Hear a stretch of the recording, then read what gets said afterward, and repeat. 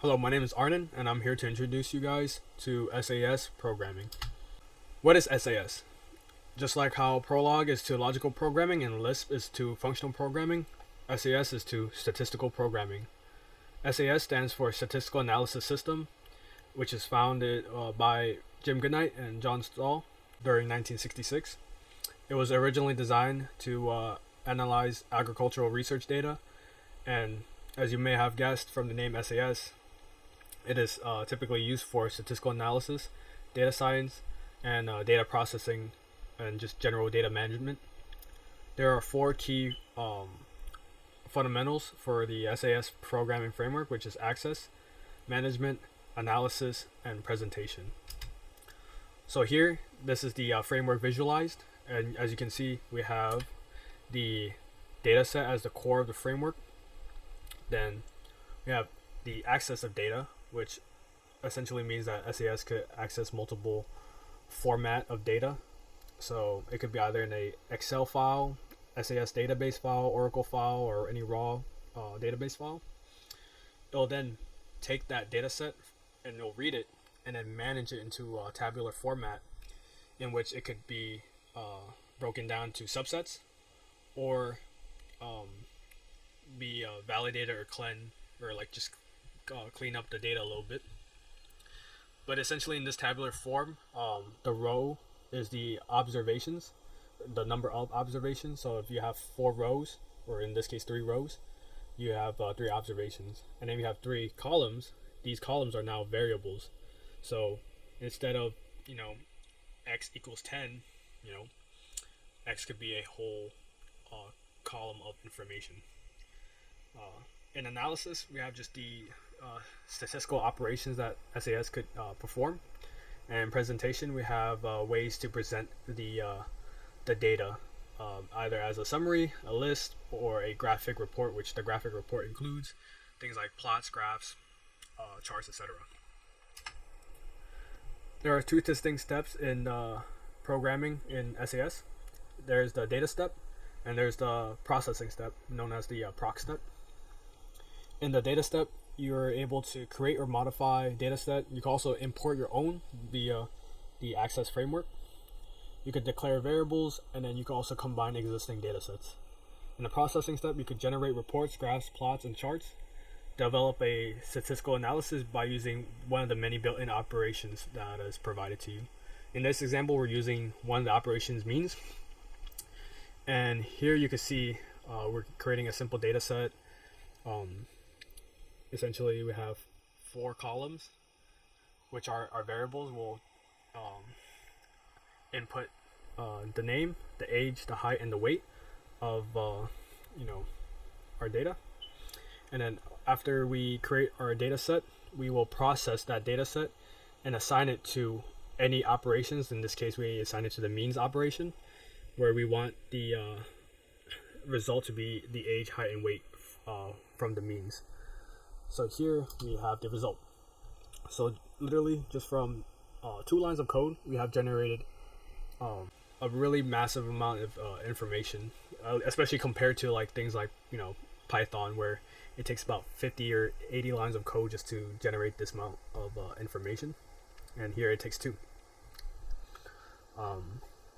Here are the general syntax rules of SAS, and as you can see, for any variable name that has character value, for example, name John, we must note it by using a $sign at the end of the variable to say, hey, SAS, this is a variable containing multiple characters. And just like Java, we're using semicolons to separate our lines of code. During my testing, I actually found out that it was actually by mistake, but SAS is actually not case sensitive. I have an example code after the slide, but essentially you can have mixed case or all capital or all lowercase, and then it'll all essentially still mean the same thing, because in SAS, variables are not like you assigning a data or a value to it. You're assigning the variable to the data. So this age is associated with this column of data, which is the, the age of John, age of Mary, right? The syntax is actually pretty readable. You can use indentation if you want. It's not necessary, but you can use it to essentially make your code a little bit more readable. Here we have the example of how the case sensitivity work in SAS. Here, the data, proc, data, all caps, all lowercase, mixed case here, age in all caps, age in mixed case. No matter what you do, it'll still process this whole program and run it with no syntax error, unlike in multiple other programming languages. Java, for one example, it is case sensitive in Java, but here it doesn't really matter, because here the proof is in the result. So we have two data sets here. So we have example data here, and then we have another example data, which we just put whatever we had in the first data set, and then we just appended a new column. So here age is 25 and 30. We'll see in the second result we'll have 25 and 30 as well. However, in the additional column, we have the age mixed case, which we're assigning age, the values from age to age. It's kind of weird saying it that way, but yeah, essentially it is the exact same values. The only thing was changed was the case format, and it still generated the same values. No syntax error. Other than the two primary data types that other programming languages use, like the integers, decimal values, and characters, another unique way SAS define its data types is through date and time formats. So it follows similarly how we count Julian date and time, in which starting from January 1st of 1960s, it will assign 0 to that, and any day following that day will increment 1.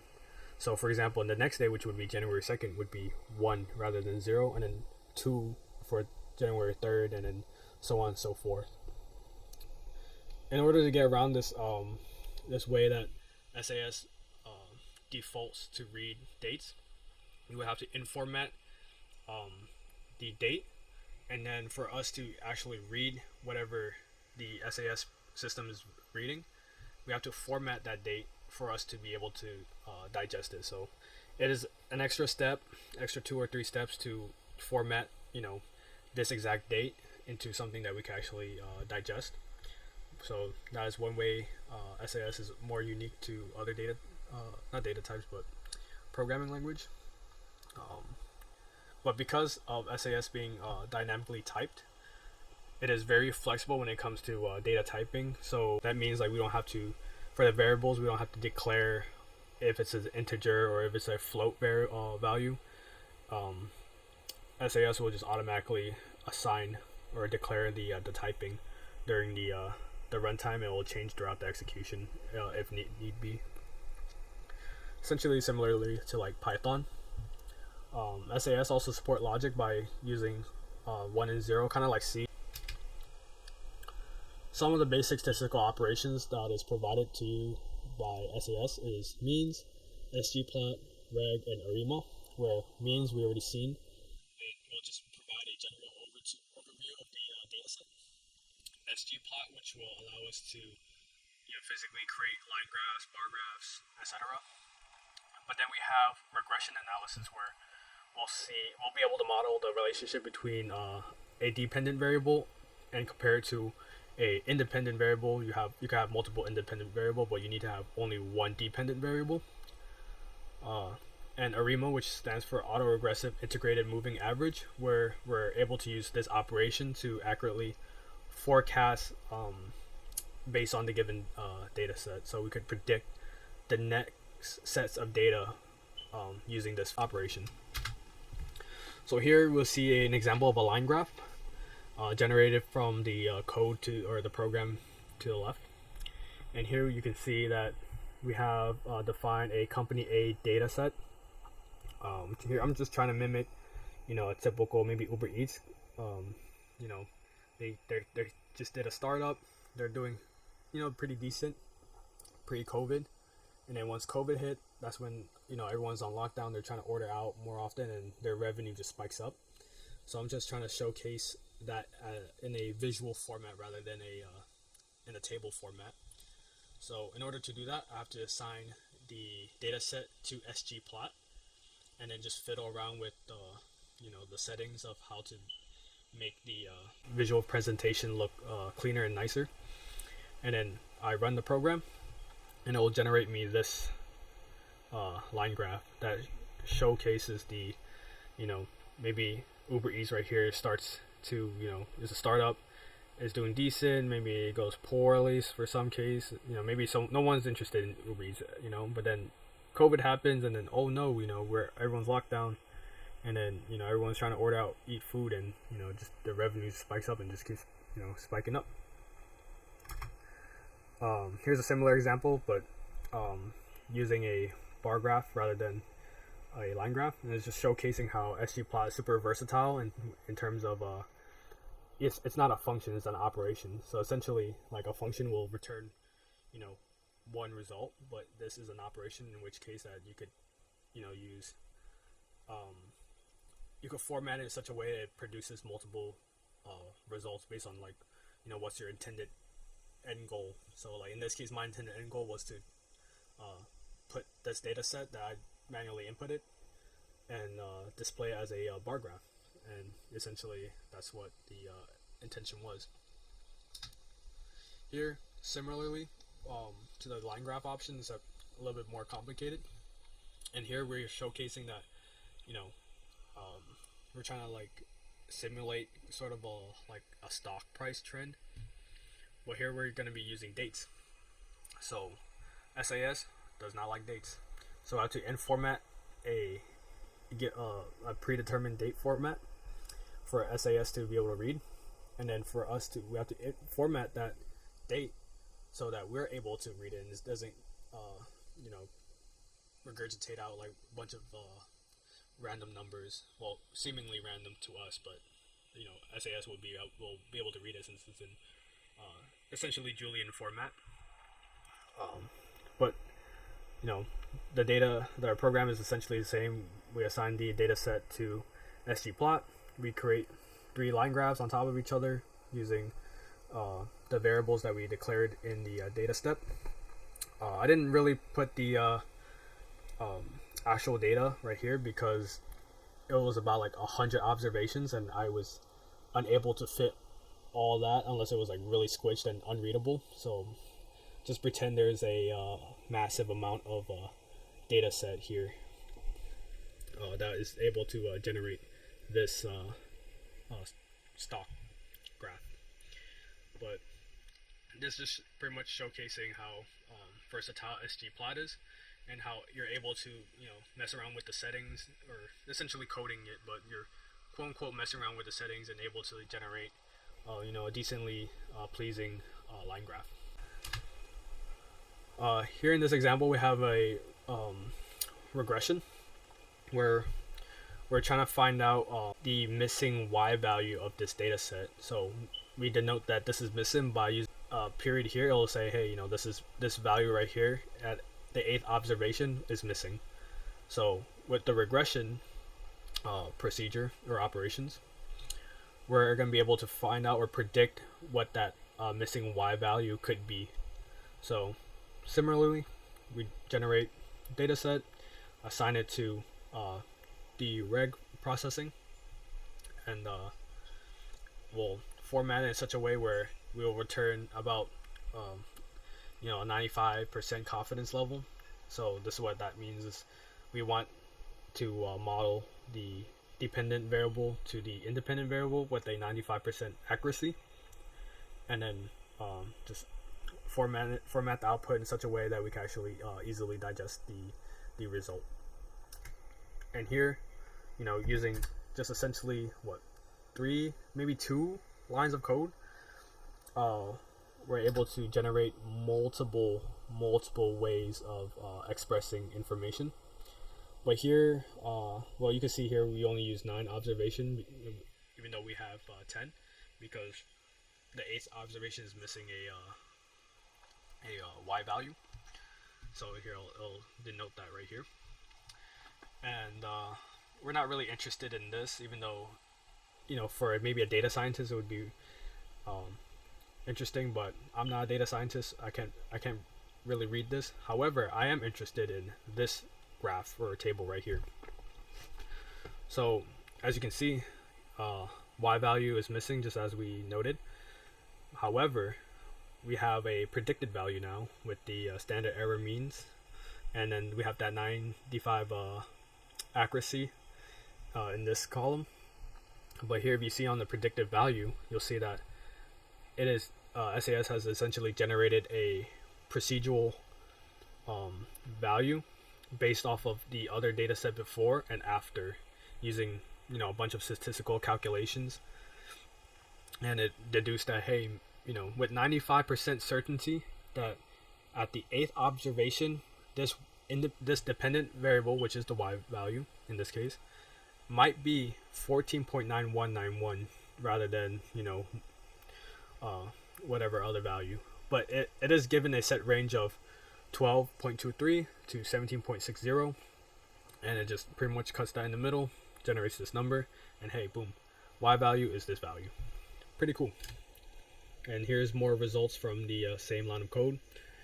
See how it follows a linear regression, and here the shaded area is the 95% accuracy rate. So it'll deduce like values between this empty space with the limit as the dotted line. Here, just like with the regression, this is showcasing the ARIMA operation, and what ARIMA does essentially does the same thing as the regression, but to a more advanced level.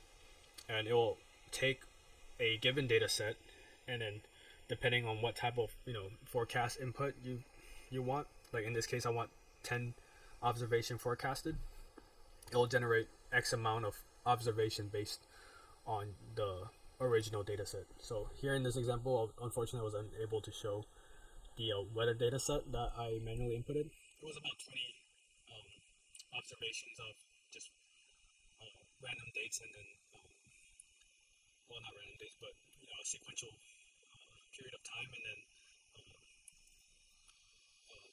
a column of temperature values around, like, it'll fluctuate to like 20. It was in Celsius, so like 26 Celsius and 24, 21 Celsius, whatever it was. But once you process it, it'll return, just like with the other example, multiple information. Here we'll see, like, we have different plots, different graphs showcasing the trend and correlation for the temperature of the data set.